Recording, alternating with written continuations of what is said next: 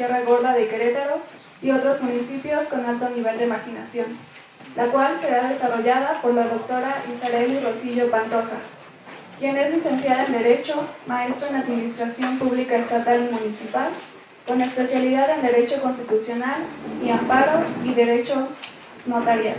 Estudios de doctorado en Derecho en la Universidad Autónoma de Querétaro. Actualmente es miembro del Sistema Nacional de Investigadores de CONACYT, donde ha sido coautora de varios libros, así como conferencista nacional e internacional. Además, es docente de la Universidad Autónoma de Querétaro, adscrita a la Facultad de Derecho. Doctora, le cedo la palabra. Muchas gracias.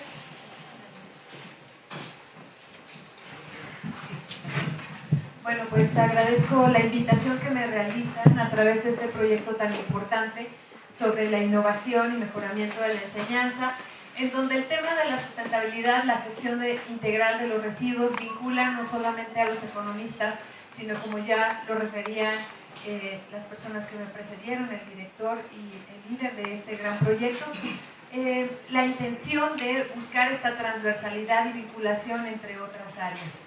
Y bueno, mi perfil, como ya lo han señalado, es respecto a la normatividad y la construcción de este bagaje que nos regula a nosotros para permitir y dar apertura a la gestión integral de los residuos. Sin embargo, las recientes reformas nos hacen tener una perspectiva diferente de lo que es la gestión integral de residuos y lo que se habla también de economía circular, porque se ha considerado en esta evolución normativa al derecho a un medio ambiente sano con una perspectiva de derecho humano. ¿Y qué implica esto? Implica una serie de herramientas que tienen que ir mejorando y que reclama a economistas para medir el cumplimiento del derecho humano a un ambiente sano. México no cuenta con una herramienta de medición ni desde el Coneval, ni tampoco una medición efectiva o complementaria en el sistema de cuentas económicas y ecológicas de México como parte de la subcuenta del Sistema Nacional de Contabilidad, en donde se refiere a esta medición del cumplimiento de un ambiente sano. ¿Y qué implica esto?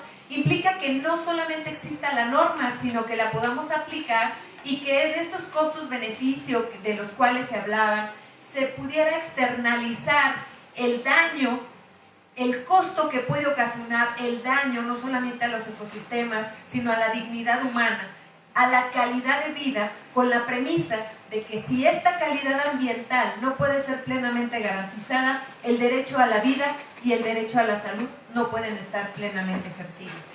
En este contexto, me voy a permitir externarles a ustedes los objetivos de esta presentación, que tienden a ser muy ambiciosos por las solicitudes que el comité me refirió, pero trataré de hablar de estos elementos para poder tener esta perspectiva del cambio de la normatividad en el tema de derechos humanos. Y bueno, pues vamos a hablar un poco de cómo la evolución en materia de gestión integral de residuos tuvo una perspectiva primero sanitaria y después para consolidarse como un derecho ambiental, y después el marco jurídico, las experiencias respecto a la gestión integral de los residuos y los elementos que integran el modelo de economía circular, para después cerrar en esta nueva visión de impacto y riesgo y a lo que están y se van a enfrentar las empresas al no contar con un sistema de gestión sólido de contabilidad dentro de la empresa a través del principio rector de la prevención. Y bueno, voy a referirme un poco, y es muy necesario para poder marcar la pauta entre la diferencia de lo que es solamente una disposición normativa y hablar de un derecho humano. Y quisiera referirme a esta evolución un poco del tema de la regulación del tema ambiental, de la sostenibilidad. Cuando nosotros hablamos de sustentable, tenemos como marco las referencias internacionales, la Declaración de Río o algún instrumento que en su momento nos ha realizado, nos hemos obligado, la Declaración Americana de los Derechos Humanos, la Convención, perdón, y así el Pacto de San José, que han hablado precisamente de esta necesidad de que el ser humano tiene obligaciones, tiene derechos, pero también tiene obligaciones frente a terceros. Y en esta premisa se construye y nace el tema de la sustentabilidad. Técnicamente y entre otras definiciones, garantizar los recursos naturales para las generaciones futuras, aprovechándolos racionalmente, es una de sus estrategias. Pero nosotros hablamos ya de la protección de los recursos naturales desde 1916. Y ahí, en la discusión del artículo 27 constitucional, antes de que se promulgara, se realizó la 61ª y la 66ª sesión ordinaria, en donde dos agraristas importantes en nuestro país marcaron la pauta para hablar de contabilidad sobre los recursos naturales, no solamente medir riqueza y renta, que fue lo que México empezó a medir, sino además contabilizar la importancia y proteger los recursos naturales. Y fue el licenciado Andrés Molina Enríquez, el ingeniero Pastor Rowix, miembros de la Asamblea del Poder Constituyente que discutió la Constitución en nuestro país, que hicieron una crítica al proyecto de Constitución de Venustiano Carranza y señalaron que ese proyecto solamente regulaba la propiedad privada, quebrantaba el modelo de desarrollo económico y había que hablar de protección de los recursos naturales. En estas dos sesiones, con una frase importante, Andrés Molina Enríquez señala: nos hemos olvidado que la naturaleza es el producto de nuestro trabajo. Y ahí viene una primera vinculación de lo que es el derecho ambiental y naciendo con el derecho agrario, para después vincularnos en este primer bloque que está aquí, el Código Sanitario del año de 1926, en donde a través de una situación en materia de salud en México, que fue los brotes de cólera y rabia, nos permiten que se le tome atención al tema de los desechos, y entonces se empieza a regular en el artículo 131, fracción primera, las basuras y el aprovechamiento de los desechos emanados de la industria. Y además, en el numeral 72 y 74 también se empiezan a regular las excretas humanas y se empiezan a generar los reglamentos para todos los temas del Código Sanitario. Podremos decir que formalmente estos dos son los antecedentes de la protección de los recursos naturales en el artículo 27, que hasta ahora lo tenemos, y en el tema sanitario. De regreso a la anterior diapositiva, constitucionalmente el derecho a la salud fue reconocido en 1983 y el derecho a un medio ambiente adecuado en 1999. Nosotros podemos hablar que estos dos derechos son adolescentes constitucionalmente hablando. ¿Y qué implica esto? Si de la Constitución emana todo nuestro marco normativo, LEGEPA, LEGEPEGIR, vida silvestre, forestal, todas las leyes generales que aplican para el aspecto de concurrencia, podemos hablar que tenemos un derecho ambiental adolescente, al igual que un derecho a la salud. Quiere decir que estamos en pañales en la innovación y aparte en la consolidación de ese derecho.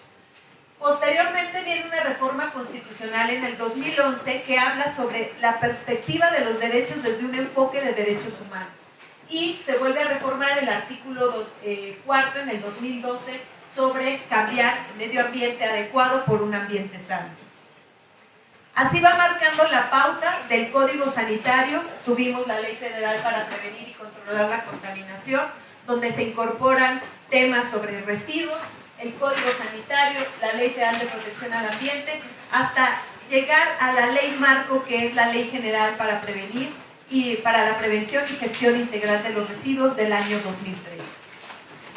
¿Qué implica esta perspectiva con la reforma constitucional en materia de derechos humanos? ¿Qué es un derecho humano? Y un derecho humano es irrenunciable, un derecho humano es imprescriptible, un derecho humano es inalienable.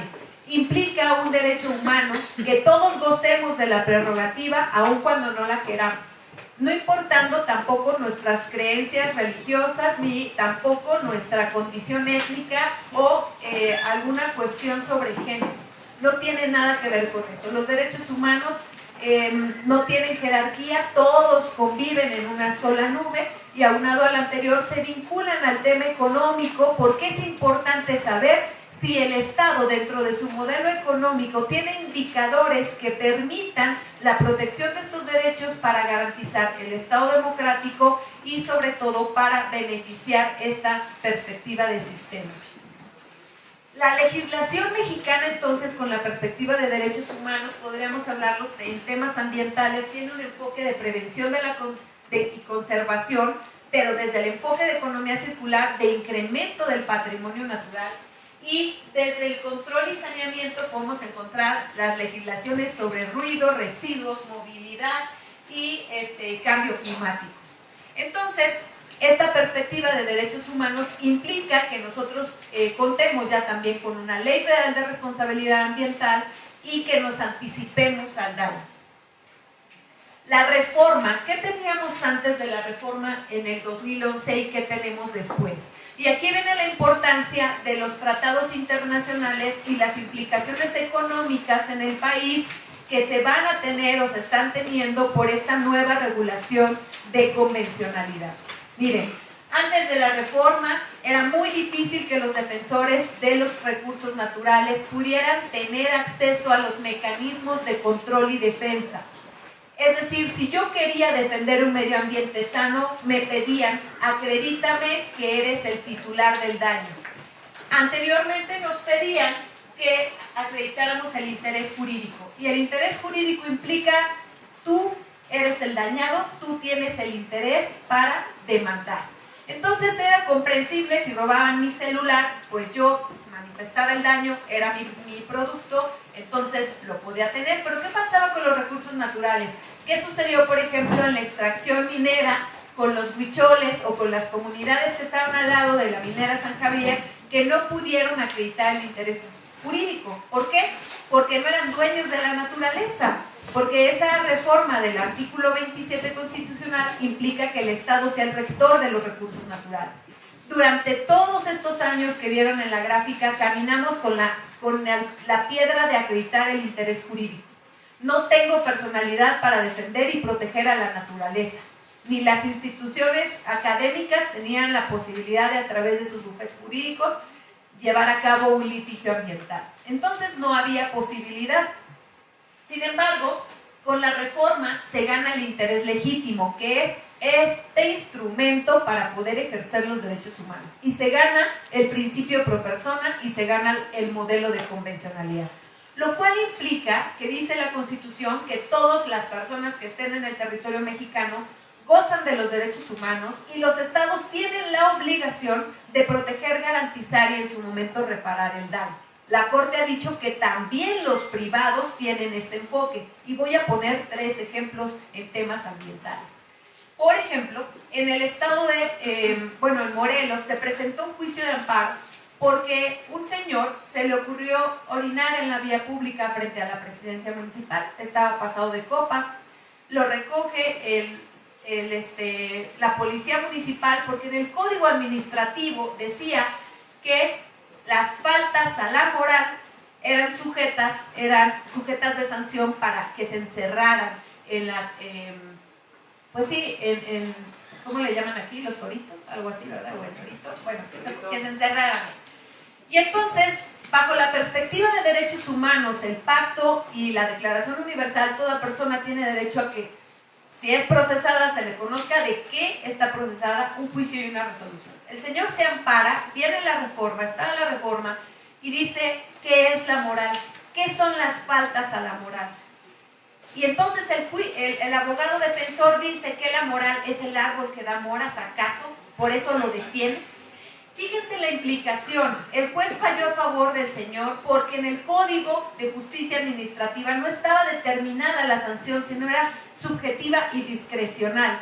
Por lo tanto, tuvieron que ordenarle al presidente municipal que lo sacara, le pagara el día inhábil, la reparación del daño y le restituyera, ¿sí?, las implicaciones de no haber podido ejercer su trabajo en los días que estuvo el detenido. ¿Qué implica no cumplir una sentencia de la Corte? Implica la destitución.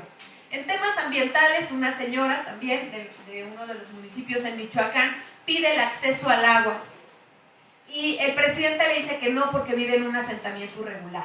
Y entonces ella señala la violación al derecho al agua porque, como ustedes vieron, en el 2012 el agua se incorporó al catálogo de derechos fundamentales. Y entonces el presidente municipal le niega porque ella vive en la irregularidad de un asentamiento. El juez falla y dice: el derecho al agua, como ser un derecho humano, no discrimina, tiene acceso y tienes que otorgársela. Y ella la tiene que pagar. El hecho de que esté viviendo en un asentamiento irregular es diferente a que tú le niegues el acceso al agua.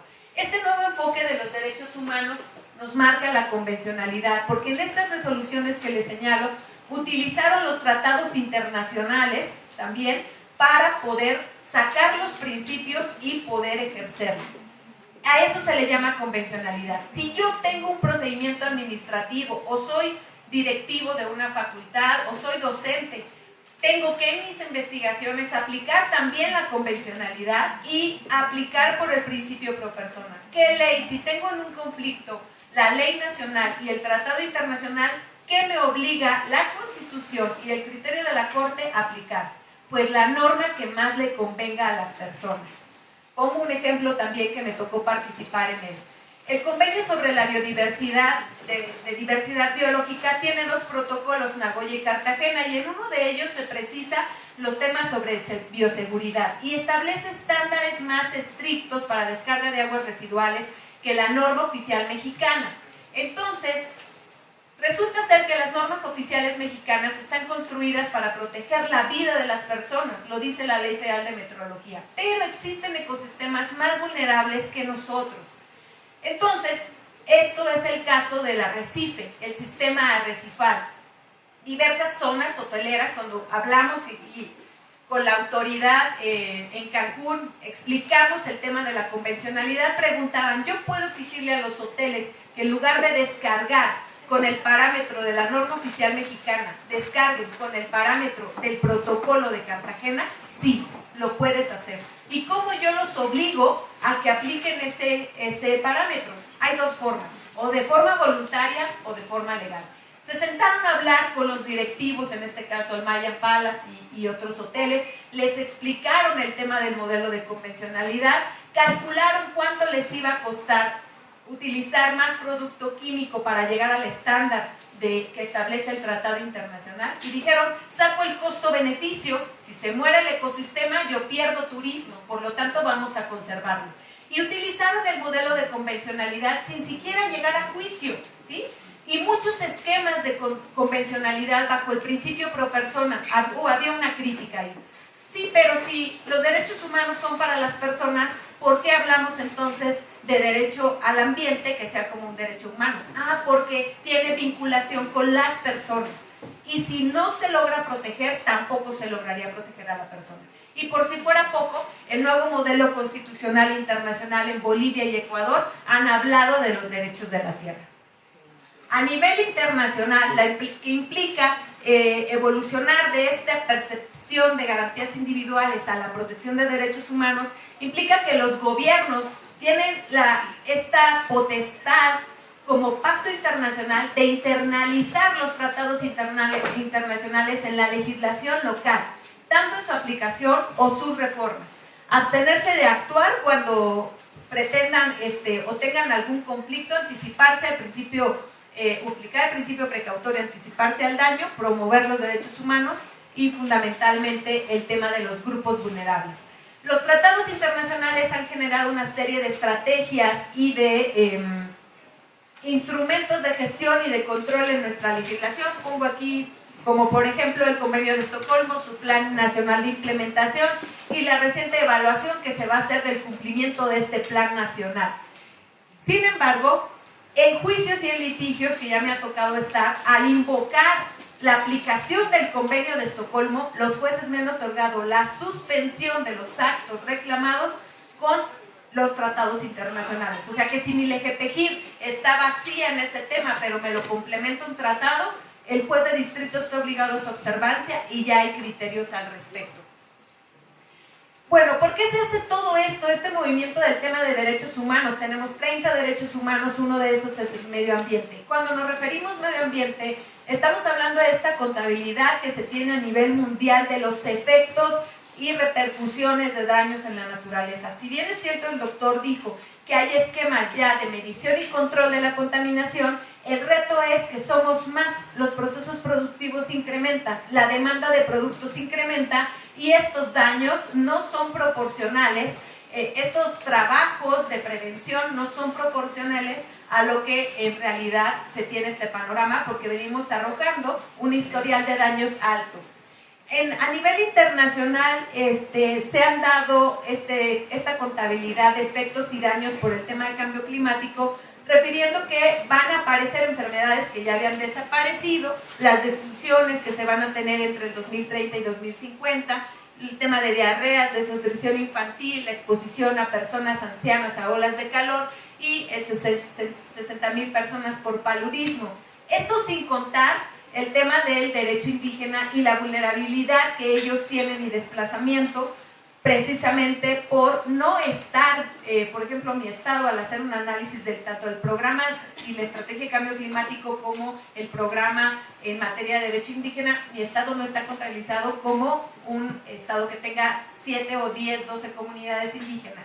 ¿Qué sucede ahí? Pues al no estar ahí reconocido, no tiene acceso a presupuesto. Esto es también importante.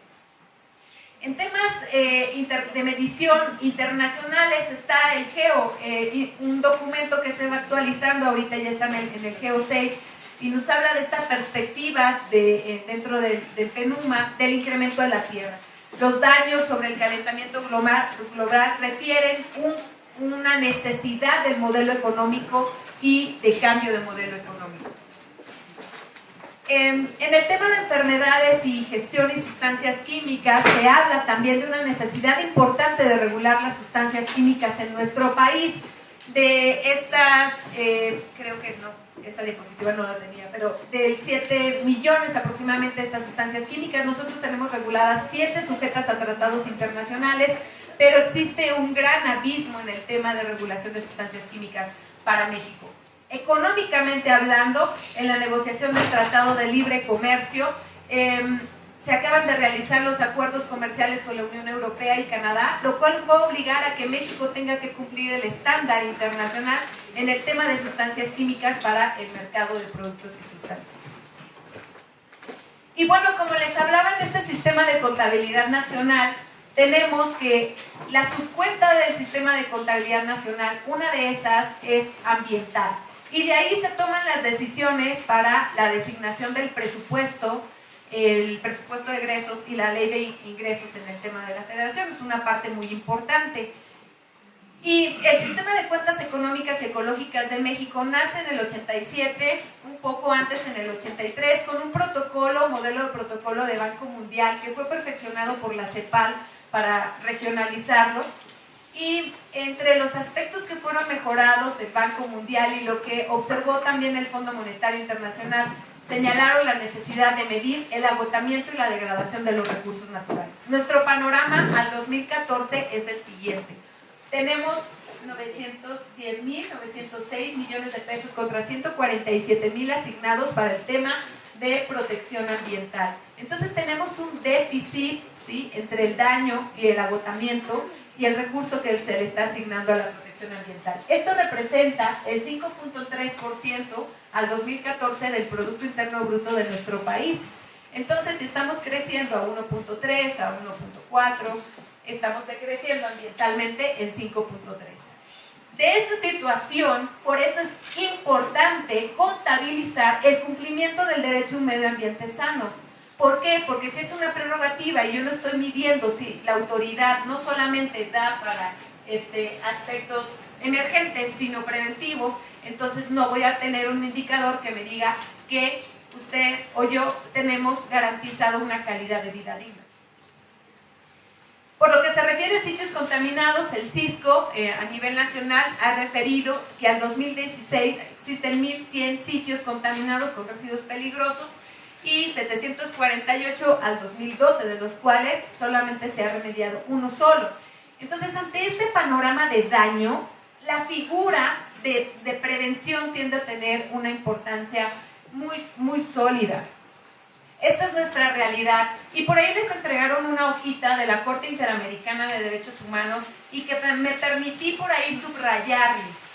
¿Qué es la Corte Interamericana de Derechos Humanos y por qué esta percepción de que los subderechos de este derecho a un medio ambiente sano, como pueden ser el derecho al agua, el derecho a la calidad del aire, a la gestión adecuada e integrada de los residuos y a la movilidad o la regulación respecto al ruido, tengan que ser en su momento protegidos?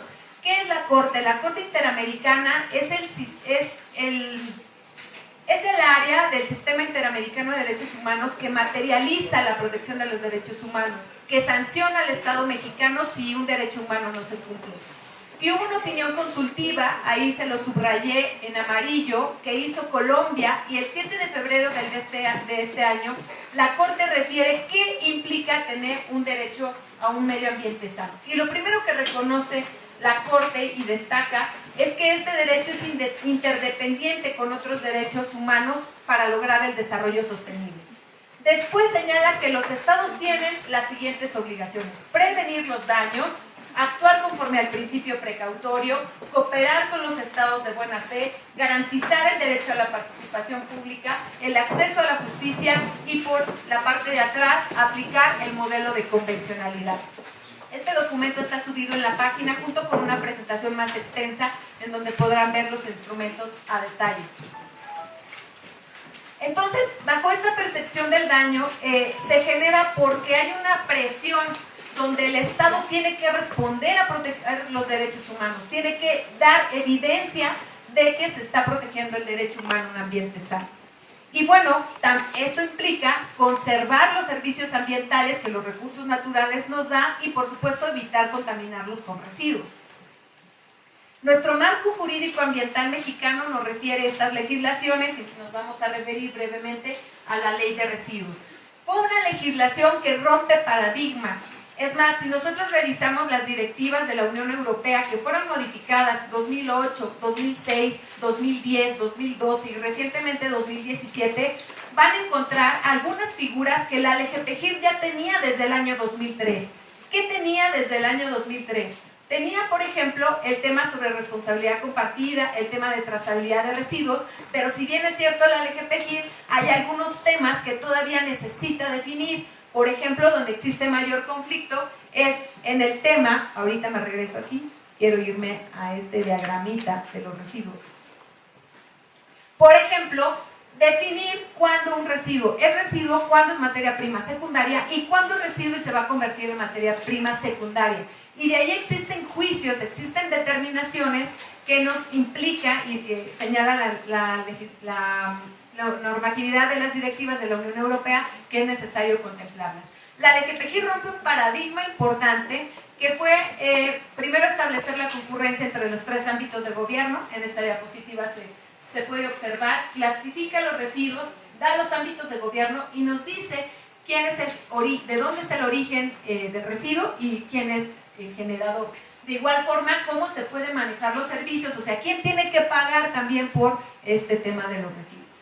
También en la presentación está todo esto de forma completa. Me regreso entonces un poco al tema sobre el enfoque de la LGPGIR. La LGPGIR tiene un antecedente de escenario internacional también, en donde cuando se adopta la Agenda 21 en 1992 y se firma el Tratado de Libre Comercio y además México se adhiere a la OCDE, entonces viene esta obligación de tener que llegar a una normatividad acorde con estas necesidades internacionales y bueno, nace la LGPGIR con un enfoque de principio de prevención de la generación de los residuos. Y en este enfoque cuenta con instrumentos de gestión e instrumentos de control que van a materializarlo. El instrumento corazón de la ley son los planes de manejo. Y a través del plan de manejo se da no solamente el seguimiento de la trazabilidad del residuo, sino la posibilidad de innovar en el aprovechamiento de los mismos.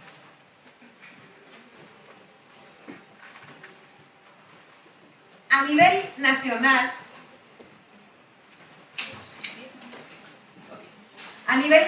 después de que sale la LGPGIR, se les otorga un plazo perentorio a las entidades federativas para contar con una legislación.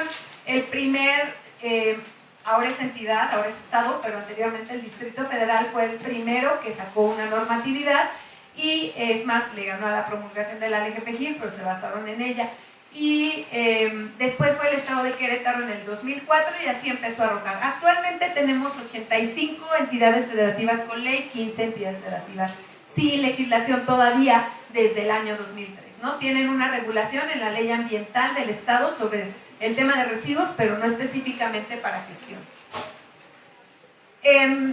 del tema, porque se me pidió que habláramos un poco, que tocáramos el tema del aprovechamiento energético de los residuos. Bueno, pues nosotros tenemos ya una vinculación con la normatividad de la reforma energética para aprovechar la biomasa, donde en esta definición de biomasa se reconoce e incorpora el tema de ciertos residuos, como los residuos urbanos, silvícolas, pesqueros, etcétera, para poderlos aprovechar energéticamente. Y entonces nos vinculamos a otras autoridades, no solamente una concurrencia entre 3 ámbitos de gobierno, sino además una concurrencia con el tema de la Secretaría de Energía, la Zagarpa y en este caso la Semarnat. Cuando hablamos de gestión integral de residuos desde una perspectiva de aprovechar, de no tirar los residuos, de generar con ellos, de romper el principio de la cuna a la tumba y de aplicar el principio de la cuna a la cuna, nos representa un enfoque importante de economía circular que se le ha denominado así desde 1995, que se reconoce en la Unión Europea como un instrumento económico obligatorio y que reconoció el Parlamento que el modelo de economía circular, que incluye una de sus líneas, el aprovechamiento de los residuos, iba a incrementar el 1% del Producto Interno Bruto de la Unión Europea. Se hicieron diversos estudios diagnósticos para poder establecerlo como una obligatoriedad, un instrumento de política y aunado a ello establecer los mecanismos de gestión y de control para los sujetos obligados y para las autoridades y poder implementarlas. Anteriormente, y lo platicábamos aquí en la mesa, por cuestión de tiempo no podemos referirnos a los antecedentes históricos de la economía circular, que además se le denominó de muchas formas, ¿no? Economía ecológica, en diversos movimientos desde los 60 se empezaron a hablar de esta necesidad. Pero ya consolidado con 3 líneas específicas, la economía circular está centrada en el incremento del patrimonio natural, en el aprovechamiento de los residuos y 3, en la eficiencia energética y las energías renovables. Son sus 3 líneas estratégicas para poder implementar el modelo. Pero ¿qué está contraposición del modelo de economía circular? El modelo de economía lineal. Y nosotros, México, tenemos un modelo de economía lineal. Y si hablamos de estos daños que ya hemos visto anterior, que se han movido desde el modelo de economía lineal, me atrevería a sostener que el modelo de economía lineal violenta los derechos humanos. Y como violenta los derechos humanos, es necesario que cambiemos de modelo económico. Debe de ser un reclamo social, debe de ser un reclamo de las instituciones académicas. Se lo decía aquí a la doctora, con las que platicábamos. Debemos de hacer un movimiento universitario en donde presentemos al Congreso la necesidad de que se cumpla el artículo 25 constitucional. Ahí en ese artículo 25 dice que nuestro modelo económico debe de cumplir con una economía circular. Pero el que se aplica es el modelo de economía lineal. Miren, el artículo 25, si no me falla la memoria, no lo sé exactamente, pero reza que debe de ser integral y sustentable. Lo primero que dice es que debe de ser sustentable y que además debe impulsar la consolidación de la democracia, la soberanía de las entidades federativas, debe impulsar la competitividad, la innovación y la distribución justa de la riqueza y el ingreso. Y entonces, ¿qué modelo económico tenemos? Uno que es utópico, porque no cumple con todo eso. El modelo de economía lineal es un modelo que está obsoleto y que ustedes como economistas deben de hacerse una sola voz para que se reconozca que este modelo que está obsoleto ha extraído de forma irracional los recursos naturales, justificando el desarrollo en que debemos seguir produciendo cuando en realidad la capacidad de resiliencia es lo que debe de sostener el límite de la extracción del recurso natural. La transformación, distribución, comercialización, uso de mercancías tiene un enfoque del final del tubo que van a parar a los rellenos sanitarios. Recientes estudios internacionales refirieron que un producto que llega a nuestras manos en 6 meses como máximo ya está en la basura. ¿Sí? Ya está en el relleno sanitario, ya está en los botes. El modelo de economía lineal entonces nos da la oportunidad de aceptar nuevos modelos de negocio frente a estas tendencias demográficas, a los cambios de uso de suelo indiscriminados, a la volatilidad de los precios, a las pérdidas económicas estructurales, porque el corazón del modelo de economía circular es reconocer como un antecedente que tenemos recursos naturales finitos y que cada día somos más, y que si los estados siguen extrayendo de tal forma, ni siquiera van a poder garantizar el mínimo vital. ¿Qué es el mínimo vital? La línea base, ¿sí?, con la que yo como ser humano puedo vivir. 50 litros día de agua, ese es el rango base, pero hay evidencia que personas viven con 25 litros día en México, ¿sí?, o con salarios de 18 pesos mensual, digo, a la semana, ¿sí?, 1,800 pesos al mes. Entonces, en estas circunstancias, la ciencia, la tecnología, en todo este avance tecnológico, bajo este esquema de modelo que tienen de innovación de la enseñanza, puede permitir abrir la pauta para preguntarnos cómo el modelo de economía circular se podría aplicar al Estado mexicano. Aquí están las 3 estrategias que les mencionaba anteriormente. Tiene este concepto económico en el marco del desarrollo sostenible, cuyo objetivo es la producción de bienes y servicios al tiempo que se reduce el consumo y el desperdicio de materias primas, de agua y fuentes de energía. Este modelo de economía circular trata de que cerremos el ciclo de vida de los materiales y además que disminuyamos el uso de los recursos, que incrementemos nuestro patrimonio natural. Ya no va a ser suficiente solo con preservar, como lo veíamos en la diapositiva, de nuestro objeto de nuestra legislación, sino además tenemos que empezar a ver cómo vamos a incrementar el patrimonio natural, limitar el consumo de energía, la eficiencia energética y la energía renovable.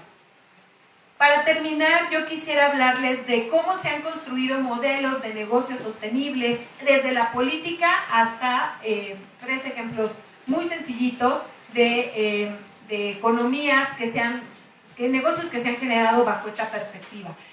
Esta construcción de modelos económicos se da bajo revertir los ciclos, ¿no?, y aprovechar precisamente todas estas oportunidades para habilitar los sistemas. Me llama mucho la atención este modelo de gobierno sostenible en Escocia, porque ellos se tomaron como una línea importante incorporar el modelo de economía circular en el gobierno, y entonces empezaron a realizar un diagnóstico para establecer una estrategia muy ambiciosa, identificar las áreas prioritarias del modelo de economía circular. Y ellos identificaron la importancia sobre la reducción de residuos de alimentos, el crecimiento de la bioeconomía, en particular de industrias lucrativas como el whisky y el salmón, y la reutilización de infraestructura energética en sectores renovables como el petróleo y el gas. Los logros de esta aplicación fue 180 millones de ahorro a través de su servicio de Escocia Eficiente de los Recursos, con una colaboración importante del negocio y del mundo académico. Es por eso que las academias tenemos que tener una posición importante para impulsar estos nuevos negocios, no solamente en la consolidación de empresas, sino también desde la política pública. Existieron y han existido 34 proyectos de evaluación, porque se creó un fondo de inversión de economía circular donde se le inyectaron 18 millones de euros, 2 para reutilización y reparación de centros a gran escala, y se creó el Instituto Escocés de Remanufactura, en donde está a cargo de una universidad. Entonces, esta es una área de oportunidad importante. Podemos hablar también del modelo de Coca-Cola y que se generó en Uruguay, ya 100% de envases postconsumo reciclados, donde se fabrican los demás envases, pero se recupera bajo la figura de la responsabilidad extendida que hablábamos aquí. Y no necesitaron de una legislación, porque en Uruguay carece de una legislación en materia de residuos sólidos hasta hace aproximadamente 3 años que empezaron a trabajar en el tema, pero pues allá se empezó a aplicar este modelo de responsabilidad extendida. Nike también, el 71% de su calzado incorpora materiales reciclados, 29% de alto rendimiento basado en chatarra de fábrica, y está reimaginando nuevos flujos para apoyar a través de este manejo del residuo el nuevo desarrollo de impacto de sus productos con material que son renovables. Entonces, las empresas han estado cambiando su modelo, pero también porque la norma ha evolucionado. Entonces, la reorientación del derecho ambiental desde la perspectiva del derecho humano a un ambiente sano es, primero, consolidar el principio precautorio, como ya lo dice la opinión de la Corte Interamericana. El Estado que no cumpla con ese indicador puede ser sancionado y además bajo el principio de progresividad, que ninguna política pública que ya surgió y tuvo éxito puede regresarse. No, principio de progresividad y no regresión. Si ya funcionó una política pública, no puede regresarse. Si ahorita la Ley General de Biodiversidad no reconoce los éxitos de la ley, la Ley de Vida Silvestre, entonces debería de no aplicarse y reconocer los instrumentos de gestión y control que ya han funcionado. También prevenir durante el impacto y anticiparse al daño. Estos nuevos esquemas nos hacen ver que la justicia ambiental tiene un reto, es un derecho puberto, ¿sí? Y como derecho humano es un niño, tiene aproximadamente 7 años, va a cumplir 8 años. Entonces, esta nueva visión implica que otras áreas, como ustedes los económicos, reconozcan que tienen en sus manos un poder tan grande porque tienen un derecho humano que se les tiene que cuidar, pero que nosotros también estamos obligados a proteger. Y que bajo esta perspectiva, los retos de la justicia ambiental están centrados en el refuerzo de la participación ciudadana con movimientos importantes como ustedes, la responsabilidad social ambiental de las empresas, de lo que hablaba aquí con la doctora Margarita, la aplicación de los principios ambientales, el principio precautorio y el patrimonio común de la naturaleza como una función social ambiental y de patrimonio paisajístico. Bajo esta circunstancia, la Corte Mexicana ha reorientado este derecho y ha aplicado los tratados internacionales y el principio de prevención como una parte importante. ¿Dónde estamos fallando? Cuando llegamos con el juez de distrito y le pedimos que nos proteja el derecho a un medio humano en un ambiente sano, descabelladamente nos dice, como no me acreditaste el daño, no te puedo proteger. Sí me da todo el acceso, pero cuando llegamos al estudio de fondo me dice, no hay daño, no te puedo proteger. Porque el amparo es para que frenen tal circunstancia, para que no se dañe. ¿Por qué me lo das hasta que dañe? Por eso pasó Tajamar 18 amparos y no se otorgaron hasta que hubo el desplazamiento de los mangles, ¿sí? Ese es el enfoque. Pero en eso estamos trabajando los abogados. Sí, trabajamos, hacemos cosas, no crean que no. Entiendo que hay abogados que no, pero sí, estamos trabajando en cambiar los paradigmas bajo esta perspectiva. ¿Quién tiene el deber de prevenir? La Corte lo ha señalado, todos. Sector privado, sector público, sector social, todos estamos obligados a prevenir y a proteger los derechos humanos. Cierro con este tema de, estos son los retos de hacer justicia ambiental. Todos hacemos justicia ambiental. Si ustedes no nos ayudan como economistas a consolidar un indicador que mida este cumplimiento de derecho humano, no van a evidenciar nuestras autoridades que hay un problema. Por eso nos urge tener vínculos, amistades, si quieren, amistades de gran escala, movimientos con los economistas. Porque nosotros que nos encargamos de estudiar la norma vemos una falla. Y creemos que el derecho ambiental no tiene que ser transfigurado en otro derecho, tiene que tener una autonomía para que se pueda consolidar. Y esa autonomía solamente se logra alzando la voz de todas las áreas que están involucradas en el tema. Yo agradezco la oportunidad que me dio la doctora Margarita para dejarles este parteaguas y un trabajo que se vincula este tema con todas las mesas y que puedan entonces y podamos construir en conjunto nuevas propuestas para consolidar, hacer efectivo nuestro derecho constitucional y garantizar el derecho a un medio ambiente sano. Como lo decía Andrés Molina Enríquez en 1916, y que no se nos olvide porque ustedes tienen una avenida aquí que se llama así, este hombre defendió la naturaleza, era abogado y era sociólogo, que hace evidente que la naturaleza se tiene que proteger, pero que siempre tiene que tener un amigo abogado. Muchas gracias.